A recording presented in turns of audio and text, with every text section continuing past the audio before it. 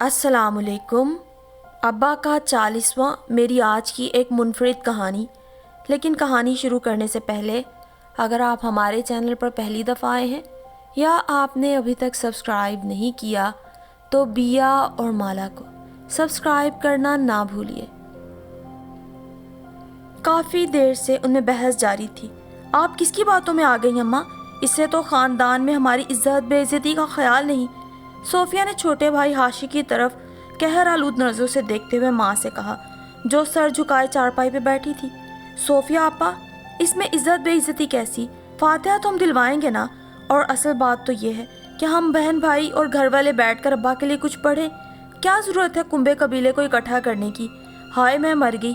Sophia ने गाल पर उंगली रखते हुए भाई को यूं देखा जैसे उसे कोई अनहोनी बात कह दी। तेरा दिमाग तो ठीक है ना? सब ठीक है। अम्मा ने सफ़ेद दुपट्टे की बुक्कल मारते हुए शाकी लहजे में कहा।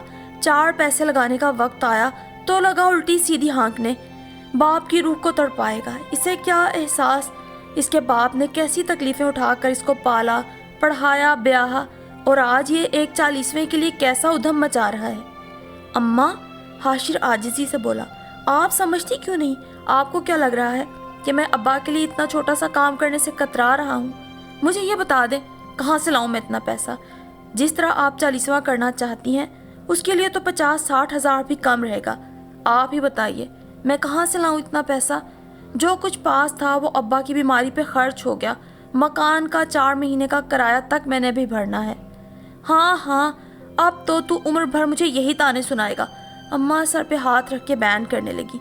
काश उनकी जगह मुझे मौत आ जाती। खुद तो दामन बचा गए, मुझे बहू और बेटे के रहमो करम पे छोड़ गए। हाशिर हाथ मलते हुए बेकरारी से कमरे में टहलने लगा। अम्मा के रोने धोने में सोफिया आपा भी शरीक थी। हाशिर और सोफिया 2 ही बहन भाई थे। वालिद गुर्दों के मरीज थे।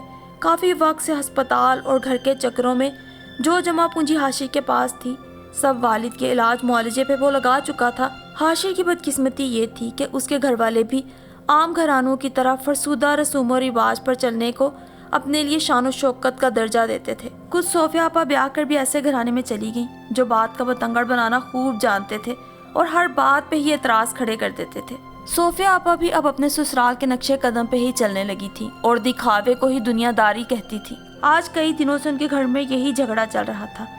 अम्मा अब्बा मरहूम का 40वां इतनी धूमधाम से करना चाहती थी कि मोहल्ले बरादरी वाले लोग दंग रह जाएं। मरने वाले की इज्जत इसी में थी, वरना लोग तो बातें बनाएंगे कि मरने वाला कंगाल ही मरा और पीछे भी कंगाल ही छोड़ गया।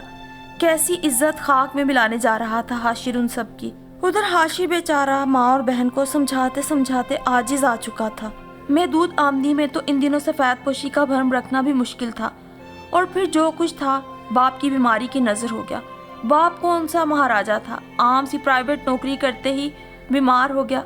कई साल बिस्तर से लगा रहा। हाशिर ने तालीम अधूरी छोड़ी और खुद भी एक जगह सेल्समैन की नौकरी करने लगा। 3 महीने की अब्बा की मुसलसल बीमारी, आने जाने वालों का तांता और फिर अम्मा और सोफिया आपा की झूठी इज्जत को बरकरार रखने के लिए शाहाना खर्च, वो चुपचाप बर्दाश्त किए गया था। और उधर हाशिर की बीवी सालिहा, जो कि सचमुच की साले औरत थी, अच्छे खासे खाते पीते घराने से ताल्लुक था, पढ़ी लिखी थी, मगर हाशिर के हर दुख सुख में उसका बराबर साथ देती थी। कभी जो तंगदस्ती का गिला किया हो उसने। हाशिर की शादी को 3 साल गुजर गए थे। अभी तक उनकी औलाद तो ना हुई थी। अलबत्ता पिछले 3 साल से हाशिर के बाप पे उसका पैसा पानी की तरह लग रहा था। मगर सालिहा ऐसी नेक औरत थी कि मुंह से कभी उफ तक न की। हाशिर जिस तरह खर्च करता, इलाज मुआलजे के पैसे इकट्ठे करता, वो एक लफ्ज़ भी गिले का न कहती, बल्कि हाशिर को और उकसाती कि बाप की खिदमत करना उस पर फ़र्ज़ है।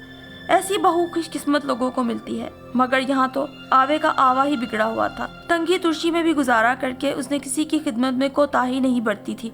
लेकिन अम्मा को बहू का किया धरा कभी नजर ना आया। आपा हमेशा नक्स ही निकालती रहीं, बातें ही बनाई। ज्यादा शय अम्मा को भी सोफिया आपा दिया करती।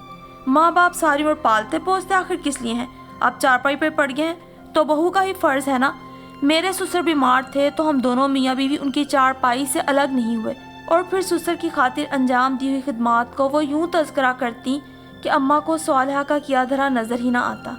अब्बा मर गए, सोम और 10वां अम्मा ने अपनी मर्जी से किया।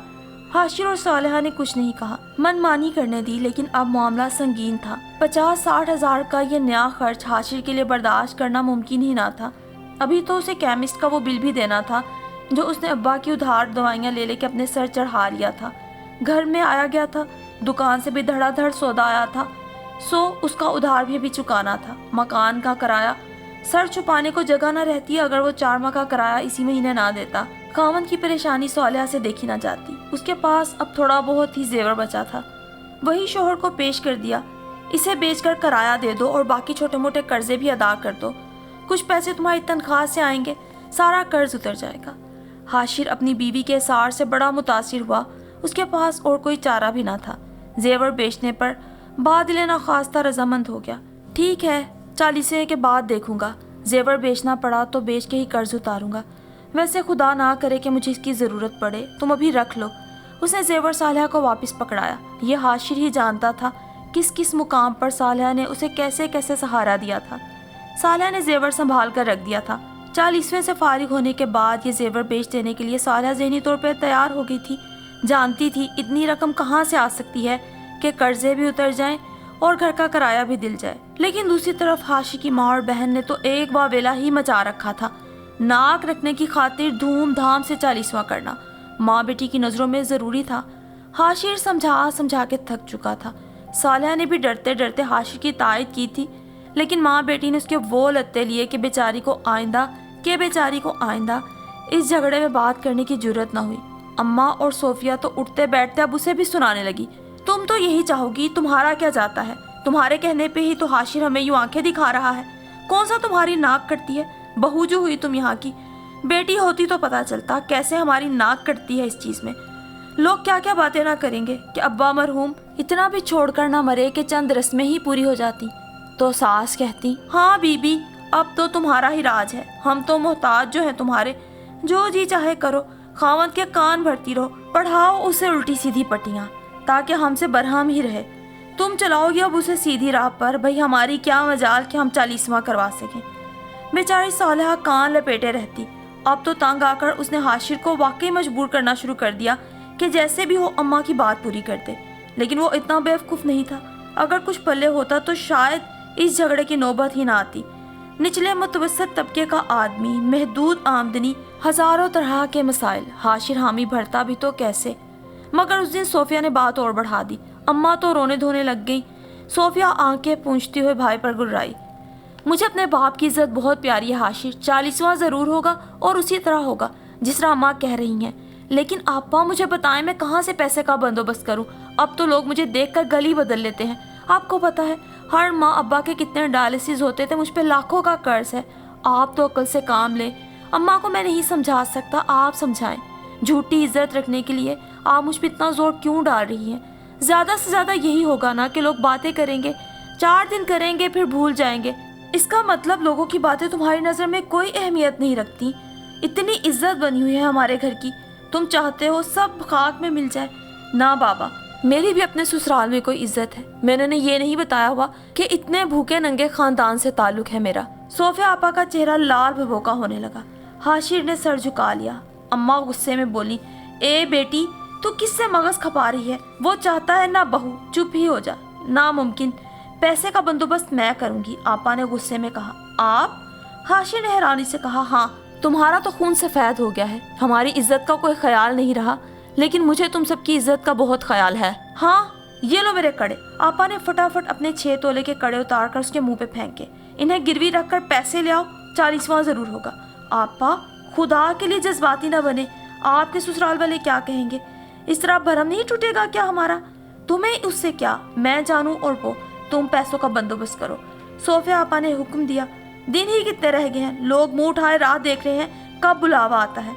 हाशिर ने आखिरी कोशिश की, कड़े सोफिया को वापस दिए। दूल्हा भाई की बिला इजाजत मैं ऐसा काम नहीं कर सकता। लेकिन सोफिया के सर पे दिखावे का भूत सवार था। उसे सबके सामने नाक कटने का डर था। तारीफ और तौसीफ के कलमात सुनने के लिए वो अपनी जान भी सूली पे लटकाने को तैयार थी। 2-1 बार तो अम्मा ने भी कड़े गिरवी रखने पे सोफिया को बाज रखना चाहा, लेकिन वो अपनी बात से फिरने वाली कहाँ थी। मिस्र हुई, बजिद हुई। हाशिर को उनकी जिद पर ताव आ गया। लाओ, इधर दो, जैसे तुम्हारी मर्जी। कड़े लेते हुए वो उठ खड़ा हुआ। चल हमें कुछ सोचता रहा, फिर सर को उस बात में हिलाया। सोच लो आपा। सोच लिया मैंने, देखा जाएगा। तुझे इतनी फिक्र होती तो तू सारा बंदोबस्त ना कर देता। कोई तेरी बीवी के कड़े तो गिरवी नहीं रखने। जो कह रही हूँ वो कर, तू बस इंतज़ाम कर ताकि हम सबको बुलावा दे सकें। सालिया दूसरे कमरे में ये सब बातें सुन रही थी। हाशिर कड़े लेके आया तो उसने गिरवी रखने की बहुत मुखालिफत की।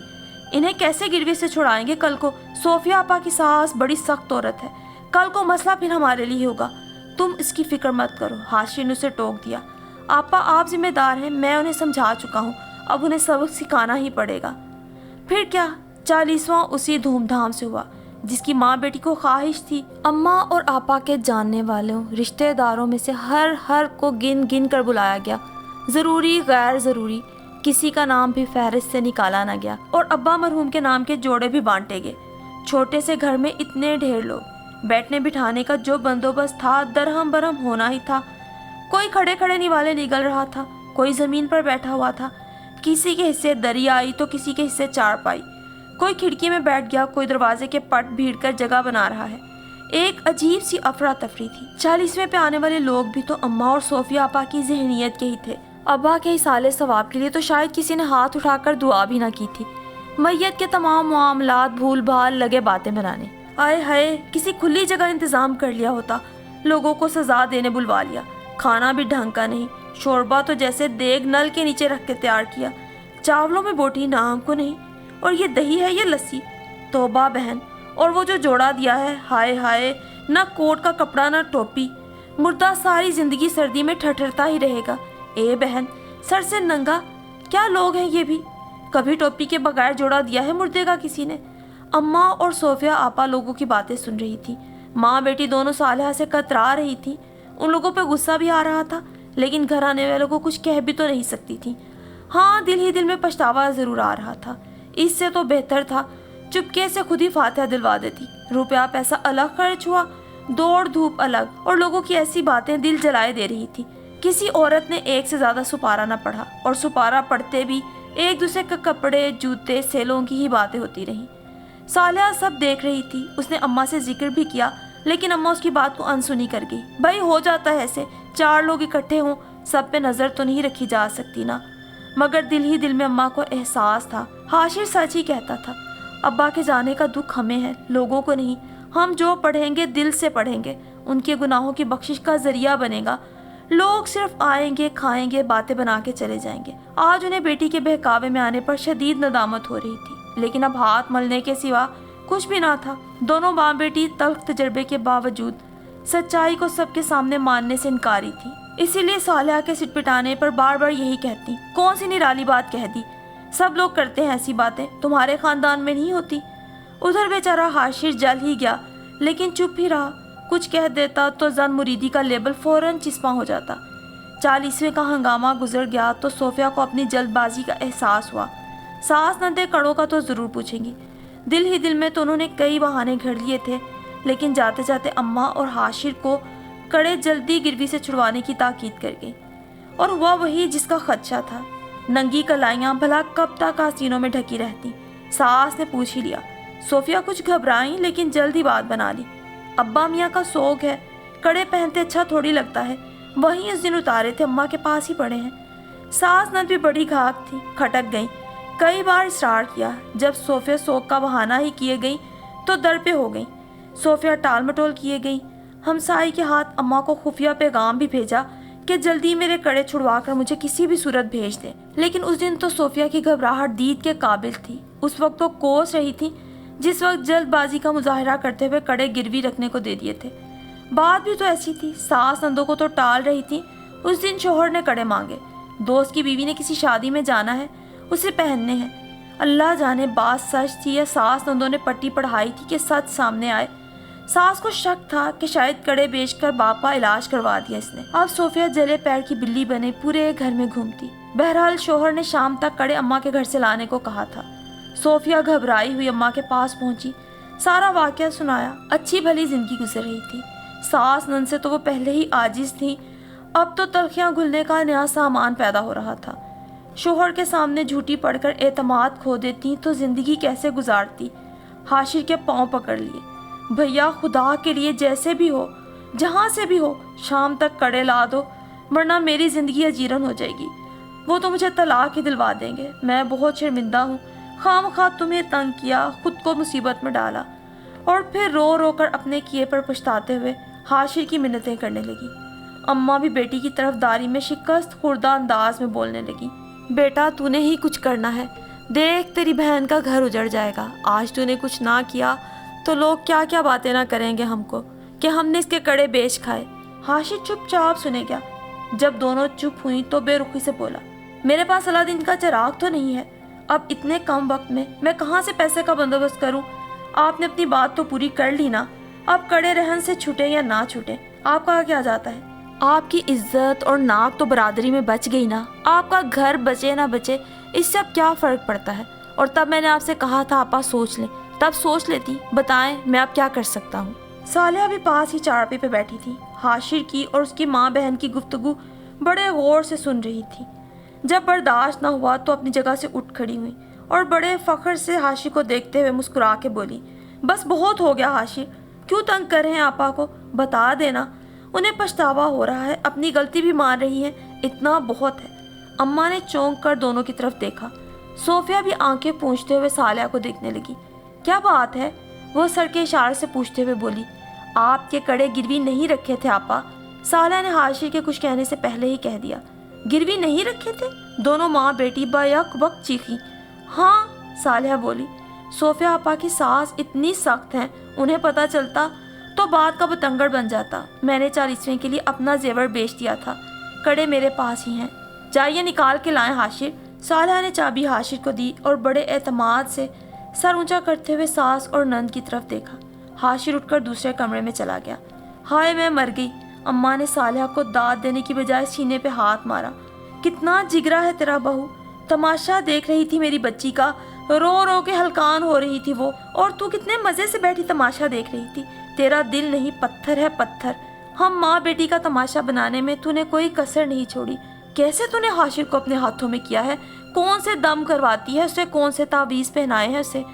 ہمارے آنسو دیکھ کے بھی اس کا دل نہ موم ہوا، اتنا سا تھا، پالا پوسا، اتنا کر دیا۔ وہ تو اور بھی جانے کیا کیا کچھ کہتی۔ صالحہ بیچاری داد پانے کی بجائے اس بے داد اور ساس کی کھری کھری باتوں پہ بوکھلا گئی۔ اتنا بھی نہ کہہ سکی کہ میں نے ہی حاشر کو کہہ کے آپا کے یہ کڑے بچائے، اور حاشر نے ہی مجھے منع کیا تھا کہ جب تک آپا کو اپنی غلطی کا احساس نہیں ہوگا تم نے ان کو سچ نہیں بتانا۔ بیچاری اپنا سا منہ لے کر رہ گئی۔ اے ہے اماں جانے دو، کون سا یہ میری سگی بہن ہے، میری بھابھی ہے، میرا تماشا بنتے دیکھ کے اس کے دل کو تو سکون ہی ملا ہوگا نا۔ صوفیہ نے بھی ماں کی باتوں کو مزید بڑھاوا دیا۔ حاشر جو کڑوں کا ڈبہ لیے کھڑا تھا اپنی ماں اور بہن کی مزید زہر افشانی سن کے تعصب سے سر جھکانے لگا۔